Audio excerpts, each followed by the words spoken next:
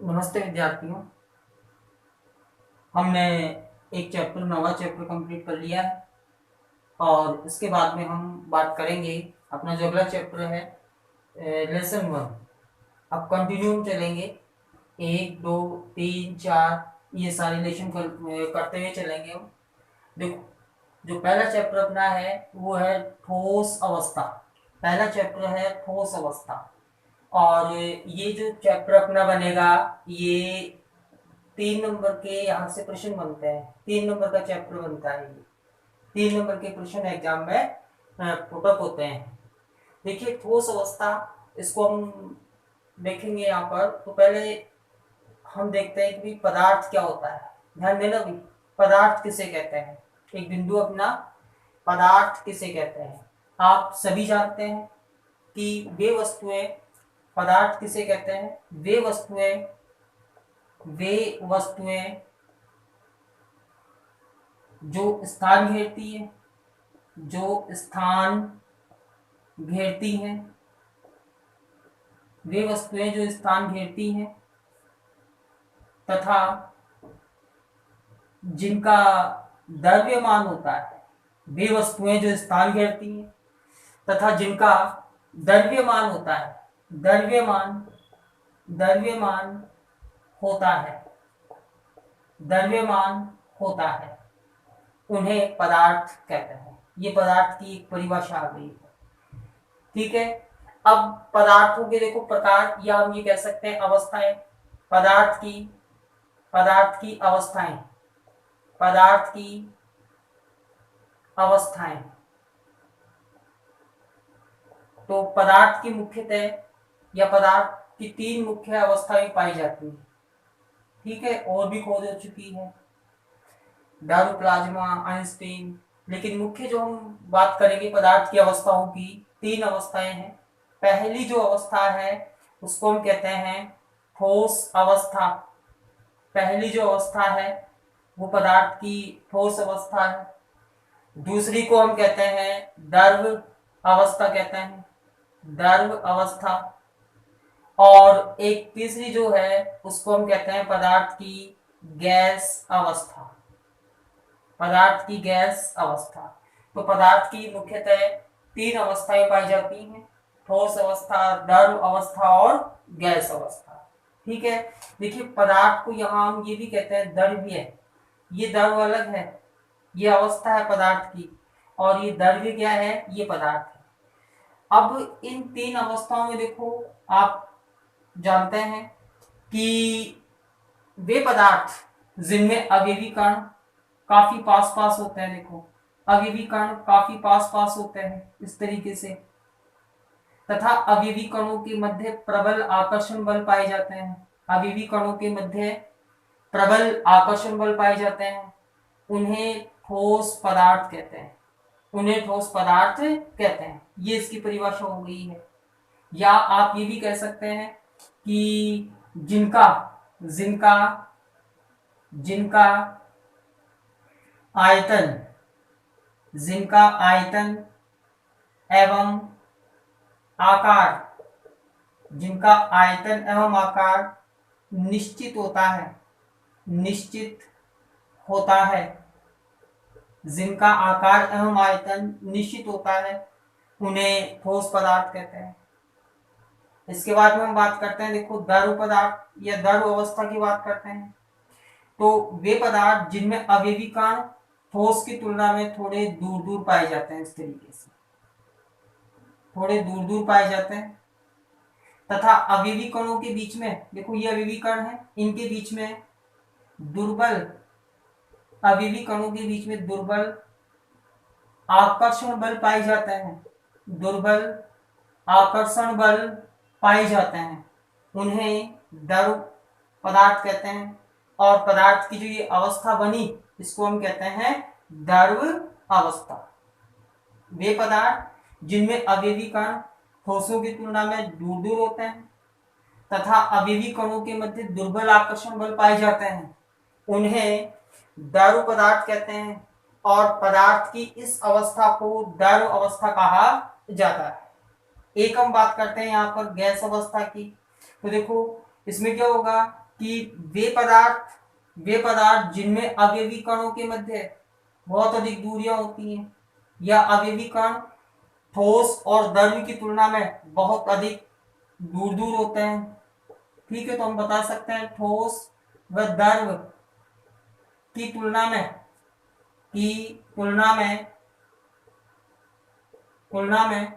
अवयवी कण अधिक दूर होते हैं या दूर दूर होते हैं। अवयवी कण दूर दूर होते हैं, उन्हें हम क्या कहते हैं, गैस पदार्थ कहते हैं। और पदार्थ की ये जो अवस्था है ये गैसीय अवस्था कहलाती है। इन अवयवी कणों के मध्य बहुत अधिक दुर्बल आकर्षण बल पाए जाते हैं। अवयवी जो कण होते हैं, इन कणों के मध्य, जिनको हम कहते हैं बहुत दुर्बल, जिनको वांडरवाल्स बल भी कहते हैं, दुर्बल वांडरवाल्स बल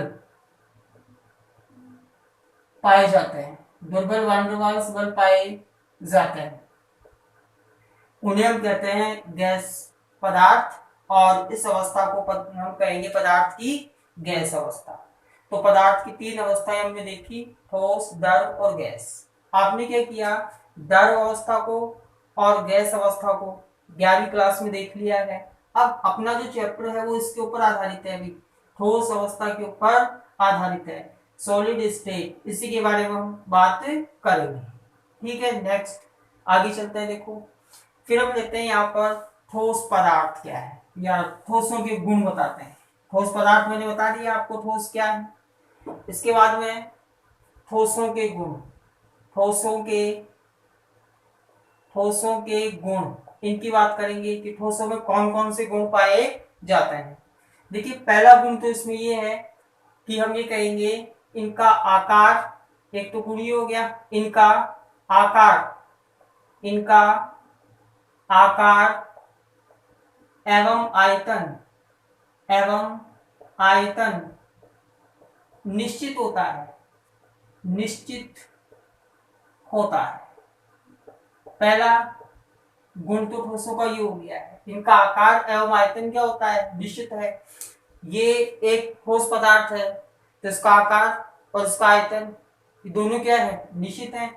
नंबर दो की हम बात करेंगे कि ठोस अत्यधिक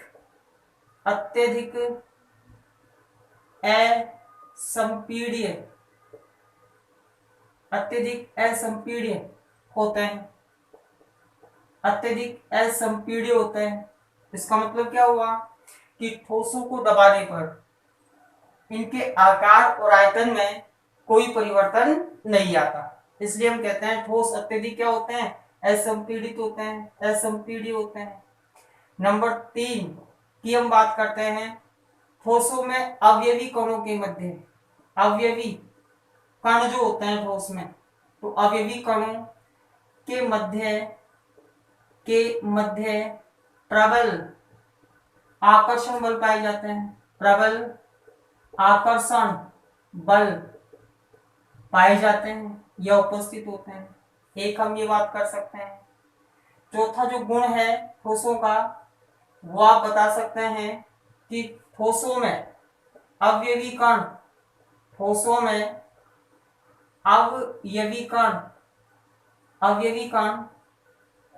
बहुत अधिक पास होते हैं। एक गुण आप ये बता सकते हैं, ठोसों में अवयवी कण बहुत अधिक पास होते हैं। एक 5 नंबर का गुण हम बता सकते हैं कि ठोसों में अवयवी कण अपनी माध्य स्थिति के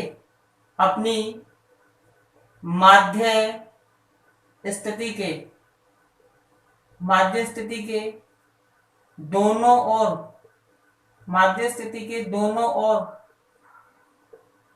दोलन या कंपन करते रहते हैं, दोलन या इसको हम कह सकते हैं कंपन करते हैं। दोलन या कंपन करते हैं। एक गुण आप ये बता सकते हैं ठोसों का। इसके बाद में देखो छठवा एक गुण और देखेंगे कि ठोसों का जो घनत्व है, ठोसों का जो घनत्व है, घनत्व, ये घनत्व द्रव व गैस, द्रव व गैस दोनों से क्या होता है, दोनों से अधिक होता है, दोनों से अधिक होता है, दोनों से अधिक होता है। एक गुण आप ये बता सकते हैं यहाँ पर। तो ये ठोसों के कुछ गुण हो गए हैं, दोबारा सुन लीजिए। इनका आकार, आयतन निश्चित होता है, नंबर एक गुण। ये अत्यधिक असंपीड्य होते हैं, इनको दबाएंगे हम तो ये इनके आकार में कोई परिवर्तन नहीं आएगा। अवयवी कणों के मध्य प्रबल आकर्षण बल पाए जाते हैं, प्रबल आकर्षण बल होता है। ठोसों में अवयवी कण बहुत अधिक पास पास होते हैं, बहुत अधिक पास पास अवयवी कण पाए जाते हैं। ठोसों में अवयवी कण अपनी माध्य स्थिति के दोनों ओर कंपन करते रहते हैं, ठीक है, कंपन करते रहते हैं। और ठोसों का घनत्व है ये द्रव और गैस दोनों से क्या होता है, बहुत अधिक होता है। ये ठोसों के कुछ गुण हो गए हैं। इसके बाद में हम बात करेंगे, देखो ठोसों का वर्गीकरण। नेक्स्ट हम बात करते हैं ठोसों का वर्गीकरण। देखो बिंदु अपना है ठोसों का वर्गीकरण, और ये जो वर्गीकरण हम करेंगे विभिन्न बंधन बलों के आधार पर। तो हम लिख सकते हैं यहाँ बिंदु ठोसों का विभिन्न विभिन्न विभिन्न बंधन बलों के आधार पर, बंधन बलों के आधार पर, बलों के आधार पर वर्गीकरण। कि ठोस हैं ये कितने प्रकार के होते हैं, विभिन्न बंधन बलों के आधार पर, यानी बलों के आधार पर हम इनका वर्गीकरण करते हैं। देखो ध्यान देना भाई, ठोसों को हम निम्न भागों में वर्गीकृत करते हैं कि मुख्यतः 4 प्रकार के हैं, और इन चारों को एक सारणी बनाकर हम यहाँ देखेंगे।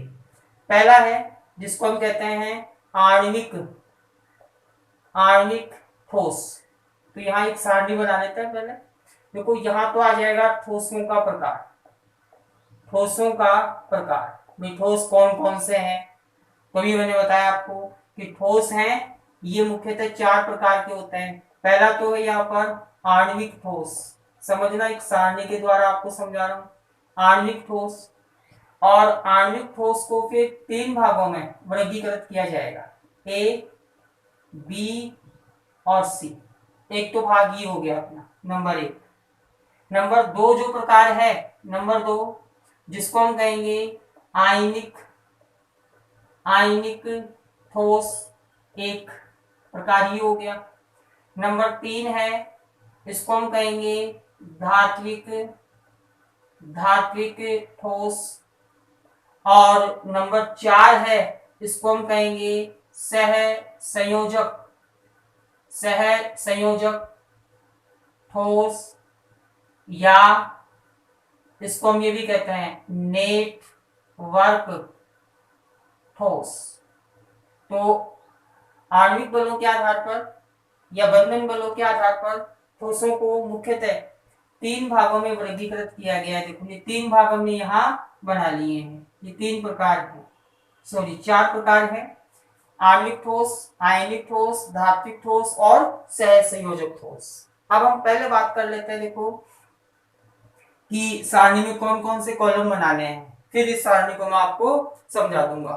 देखिए यहाँ एक बनेगा कॉलम अवयवी कण, यानी आपको ध्यान रखना है कौन कौन से अवयवी कण।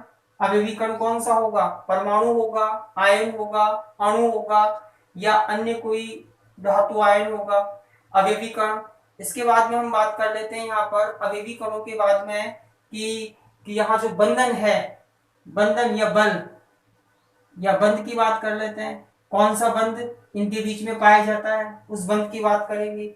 भाई आयनिक बंध है, सहसंयोजक बंध है, या अन्य कोई यहाँ बंध पाया जाता है, बंध की बात कर लेंगे। इसके बाद में हम बात करेंगे इनकी भौतिक प्रकृति की बात कर लेंगे। देखो यहाँ आ जाएगा इनका, इनकी भौतिक प्रकृति। ठीक है, भौतिक प्रकृति कैसी है?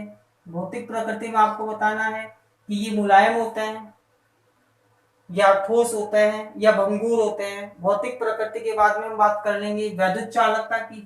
ठीक है, वैद्युत चालकता की बात कर लेंगे।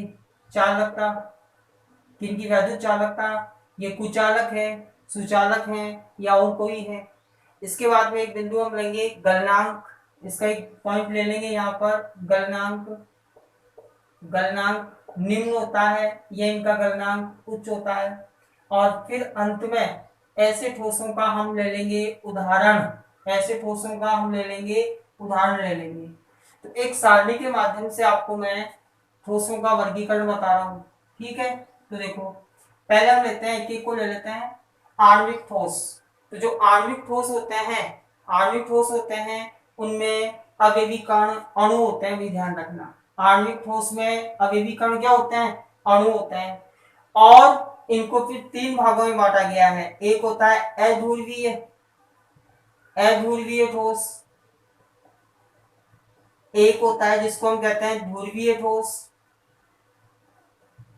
और एक को हम कहते हैं हाइड्रोजन बंध युक्त, हाइड्रोजन बंध युक्त, हाइड्रोजन बंध युक्त ठोस। तो आणविक ठोस हैं ये तीन प्रकार के होते हैं। एक तो अध्रुवीय ठोस, एक ध्रुवीय, और एक हाइड्रोजन बंध युक्त ठोस होते हैं। अब देखो इनमें जो अवयवी कण होते हैं तीनों में, इन तीनों में अवयवी कण होते हैं अणु। तीनों में आपको ध्यान रखना है अवयवी कण, अवयवी कण होते हैं अणु, चाहे ध्रुवीय है, अध्रुवीय है, या फिर हाइड्रोजन बंध युक्त ठोस है। इसके बाद में हम बात कर लेते हैं बंध की, बात कर लेते हैं। देखो बंध, इसमें परिक्षेपण पहले में होता है, परिक्षेपण, परिक्षेपण या लंदन, लंदन बल ये पाया जाता है पहले में। जो अपना ये है अध्रुवीय ठोस, इसमें कौन सा होता है? परिक्षेपण या लंदन बल पाया जाता है।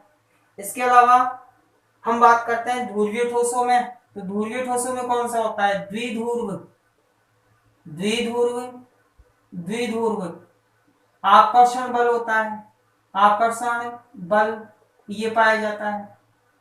और हाइड्रोजन बंध वाले हैं, इनमें देखो कौन सा होता है? हाइड्रोजन बंध वाले में हाइड्रोजन बंध अणुओं के मध्य जो बंध होता है वो कौन सा होता है? हाइड्रोजन बंध पाया जाता है। तो ये हम यहाँ बंध की बात कर लेते हैं अभी। अध्रुवीय में कौन सा बंध हो गया? परिक्षेपण या लंदन बल हो गया। ध्रुवीय में कौन सा हो गया? द्विध्रुव, द्विध्रुव आकर्षण बल हो गया। और हाइड्रोजन बंध वाले में कौन सा हो गया? एच बंध हो गया है। अब इसके बाद में हम देख लेते हैं कि भाई इनकी भौतिक प्रकृति कैसी है, भौतिक अवस्था क्या है। भाई ये नरम होते हैं या हम कहीं मुलायम होते हैं, कठोर होते हैं। तो ये तीनों ही जो हैं ये मुलायम होते हैं। भाई तीनों ही कैसे होते हैं? मुलायम होते हैं। ध्रुवीय ठोस, अध्रुवीय ठोस और हाइड्रोजन बंध वाले तीनों ही कैसे होते हैं? मुलायम होते हैं। अगर हम चालकता की बात करते हैं तो तीनों ही क्या है? ये विद्युत, विद्युत रोधी होते हैं। भी तीनों ही क्या होते हैं? विद्युत रोधी होते हैं। विद्युत के कुचालक होते हैं तीनों ही। ये विद्युत रोधी है और ये भी क्या है? विद्युत रोधी होता है। और यदि इनके हम गलनांक की बात करते हैं तो इनके गलनांक, तीनों के ही गलनांक क्या होते हैं? निम्न गलनांक पाए जाते हैं। तो एक तो हम ये इनके गलनांक की बात हो गई है। इसके बाद में हम लेते हैं यहाँ पर उदाहरण कि कौन कौन से एग्जाम्पल हैं।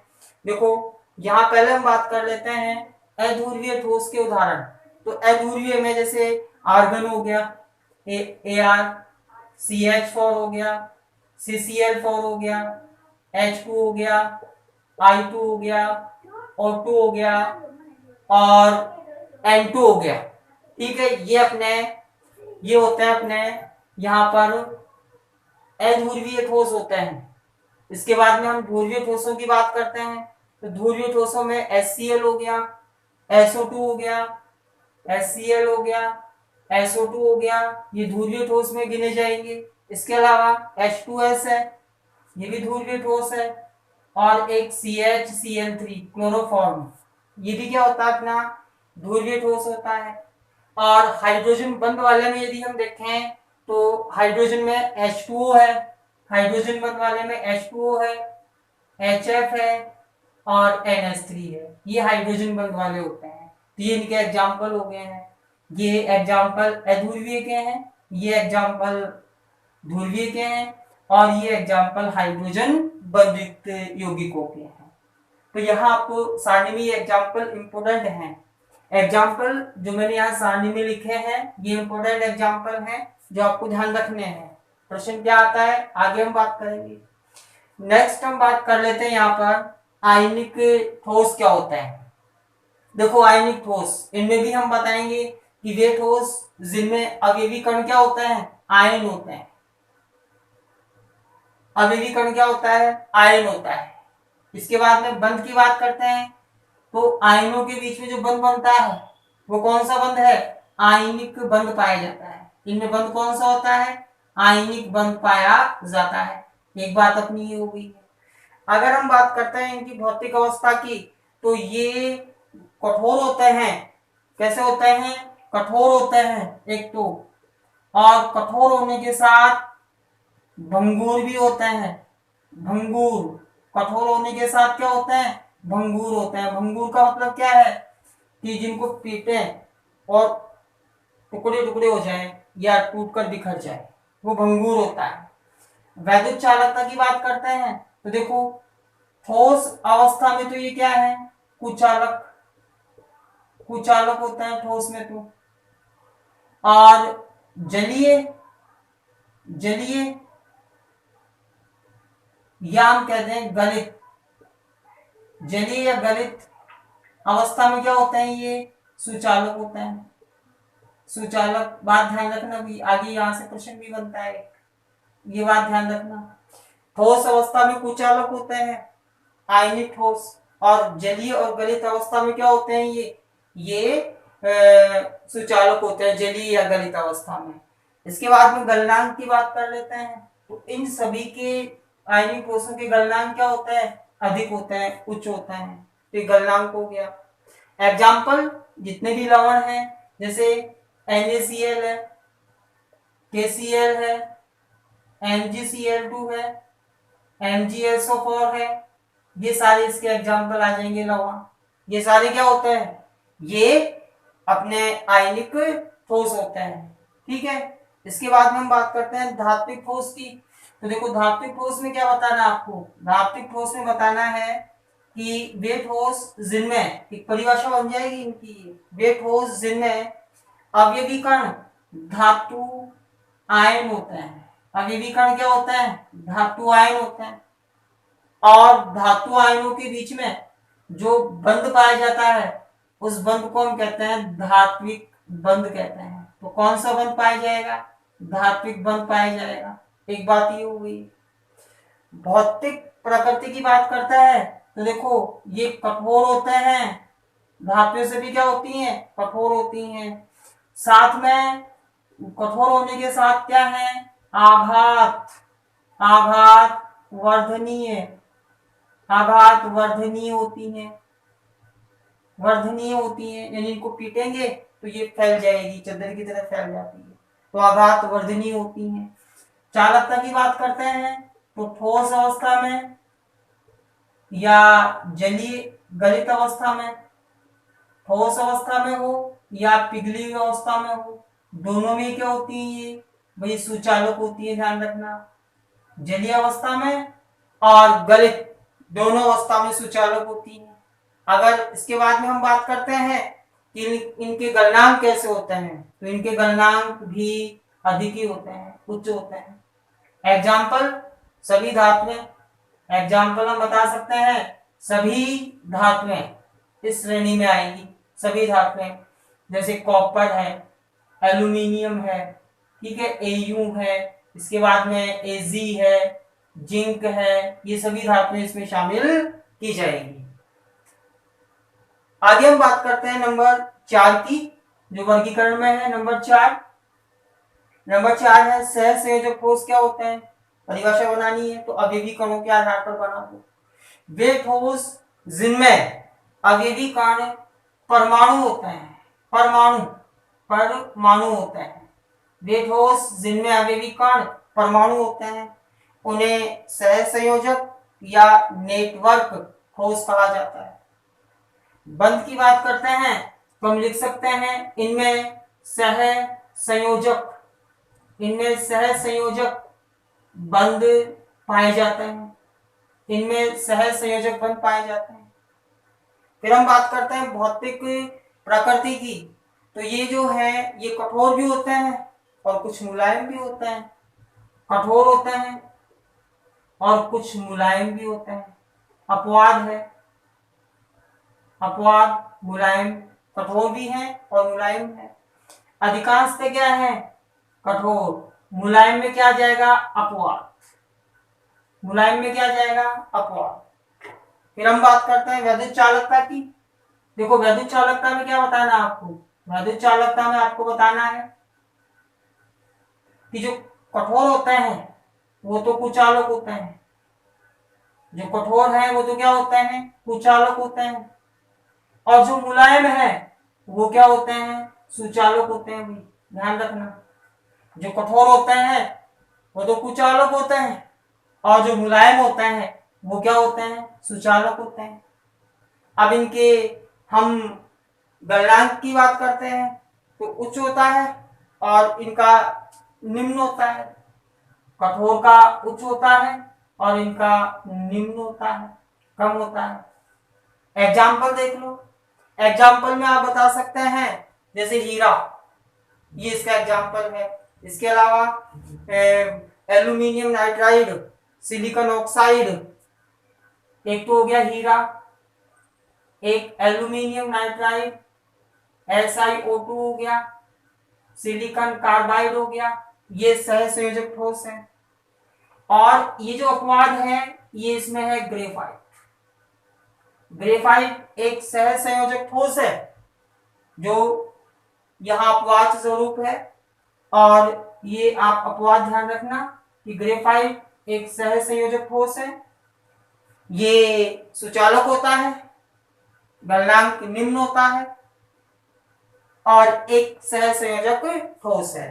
तो यहां हमने देख लिया है ठोसों का विभिन्न बंधन बलों के आधार पर वर्गीकरण या बलों के आधार पर वर्गीकरण देख लिया है। तो ये अपना एक टॉपिक कंप्लीट हो गया है। अब देखो कुछ प्रश्न की बात कर लेते हैं भाई। यहां से ये सारणी आपको याद करनी है। प्रश्न जो है वो किस तरीके से आता है, पेपर में एक प्रश्न आया हुआ है, वो देखो मैं यहाँ ऊपर लिख रहा हूं। पेपर में एक प्रश्न आया हुआ है, ठीक है। प्रश्न क्या था, क्वेश्चन देख रहे हैं हम। प्रश्न था कि उस धात्विक ठोस का प्रकार बताइए जो आघातवर्धनीय, विद्युत का सुचालक होता है, उसका प्रकार बताना है। देखिए आघातवर्धनीय और विद्युत का सुचालक कौन होता है, धात्विक ठोस होता है। तो इसका आंसर हो जाएगा अपना धात्विक ठोस। एक तो ऐसे प्रश्न बनते हैं, ठीक है। या एक और सुनो, वे ठोस जो कठोर तथा भंगुर होते हैं, जलीय गलित अवस्था में सुचालक होते हैं, कौन से किस प्रकार के ठोस कहलाते हैं, भंगुर होते हैं, वो आयनिक ठोस कहलाते हैं।